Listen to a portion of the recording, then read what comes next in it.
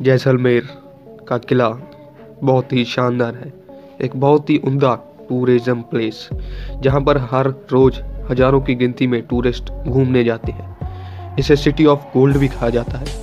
इस किले की बनावट और मीनाकारी बहुत ही सुंदर है। राजस्थान के अंदर जैसलमेर में बहुत ही खास प्लेस है और इससे 18 किलोमीटर दूर पर है एक गांव, जिस गांव का नाम है कुलधारा।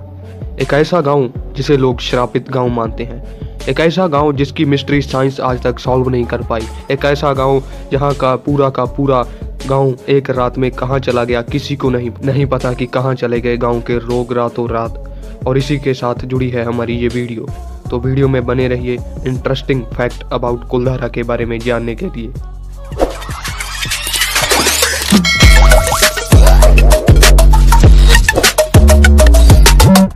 जब आपका सफ़र शुरू होगा जैसलमेर से कुलधारा की तरफ, तो आपको नज़र आएगा कि पूरे रोड पर कई किलोमीटर दूर पर आपकी गाड़ी के अलावा और कोई गाड़ी नहीं होगी। जब आप गांव में एंटर करेंगे तो आप देखेंगे कि आपको अलग ही फीलिंग आएगी। आपको ऐसा लगेगा कि आप किसी और ही दुनिया में पहुंच गए हो। आखिर क्या है जहां? लोग दावा करते हैं कि कभी बच्चों की हंसने की आवाज़, औरतों की चूड़ियों की आवाज़ सुनाई देती है। तो क्या है इसके पीछे का राज? कहाँ गए सभी लोग? तो इसके पीछे तो इतिहास है इस गांव के पीछे। इसको जानने के लिए हमें जाना पड़ेगा 200 साल पीछे। तो चलिए जाते हैं। आज से 200 साल पहले जब जैसलमेर में राजाओं का राज होता था, तब जैसलमेर के किले के सामने एक किला और इंसान का था, जो था सालिम सिंह। सालिम सिंह ने अपना किला राजा के किला से भी बड़ा बना रखा था।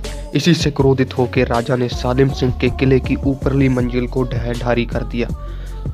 सालिम सिंह बहुत ही क्रूर और अत्याचारी था। इसके पीछे भी एक कहानी है। सालिम सिंह के पिताजी जो थे वो जैसलमेर के किले में दीवान थे, और जब सालिम सिंह 10 साल का था तब उसके बाप का गला उसके सामने काट दिया था राजद्रोह के दोष में। इसीलिए वो बहुत ही ज़्यादा अत्याचारी बन गया बड़ा होके। यहाँ तक कि औरतें उसका नाम सुन के भी डरती थी। वो एक हैवान था जिसकी कद काठी बहुत ही लंबी ऊंची थी। तब उस समय कुलधारा गांव में पालीवाल जाति के लोग रहते थे। वो काफ़ी आधुनिक थे उस टाइम पे भी। उनके पास काफ़ी धन था, वो काफ़ी आधुनिक थे, काफ़ी तकनीकें थी उनके पास। आज भी अगर तुम कुलधारा के किसी गांव में जाकर किसी के भी घर में चले जाओगे तो उनकी बनावट इस प्रकार की थी कि भीषण गर्मी के बावजूद घर में आपको ठंडी हवा का एहसास होगा। तो हंसते खेलते पालीवाल गांव के लोग थे जो यहाँ से उजड़ गए। तो कैसे उजड़े तो सुनिए। एक बार सालिम सिंह कुलधारा गांव से गुजर रहा था, तो वहाँ पर उसने एक पंडित की लड़की को देखा और उसने उसको पाने की चाहत रखी। तो उसने कई कारनामे किए। पहले उस लड़की को अगवा करने की कोशिश की और फिर उस पर हमला भी करवाया। जब उसकी कोई पेश ना चली तो उसने गांव वालों को आदेश दे दिया कि आने वाली पूर्णमासी की रात तक इस लड़की को मेरे किले में भेज दो, वरना हम पूरे गांव पर हमला कर देंगे। तो इसी डर से लोगों ने ये सोचा कि उनके पास टाइम की बहुत कमी थी। पहले तो कुछ लोगों ने सोचा कि हम इस लड़की को यहाँ से भेज देते हैं, लेकिन लोगों को मालूम था कि सालिम सिंह बचे हुए लोगों को मार डालेगा। इसीलिए गांव वालों ने एक पंचायत बैठाई और ये फैसला किया कि वो इतनी बड़ी सेना का सामना नहीं कर सकते, और चुपचाप सारा गांव एक रात में पता नहीं कहाँ चला गया। कई लोगों का मानना है कि सारा का सारा गांव अपने अपने रिश्तेदारों में चला गया, वहां जाकर वो लोग बसने लगे। और कई लोगों का मानना है कि किसी शराब के कारण वो सभी लोग कहीं चले गए, लेकिन असल वजह यह है कि वो लड़की को बचाने के लिए रात में चले गए और जाते जाते गांव को एक श्राप दे गए।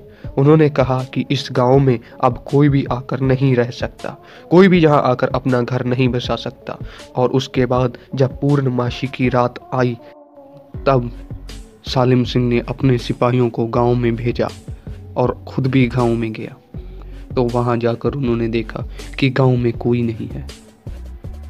एक भी आदमी, पशु, जानवर, गांव के घर शान मारे कुछ नहीं मिला और वो लोग यहाँ से चले गए। और पूर्णमासी की रात के बाद वहाँ पर ऐसी घटनाएं सामने आने लगी कि वहाँ पर बच्चों के रोने की आवाज़, औरतों के हंसने की आवाज़ अब भी आती है। और आज भी उस गांव में कुछ घर ऐसे हैं जो ऐसा लगता है कि अभी अभी बनाए गए हों, और अब भी वहाँ पर भूतों का साया माना जाता है। सरकार खुद 4 बजे के बाद वहाँ पर किसी को रुकने नहीं देती, और यहाँ तक कि वहाँ पर कोई गार्ड भी नहीं रुकता।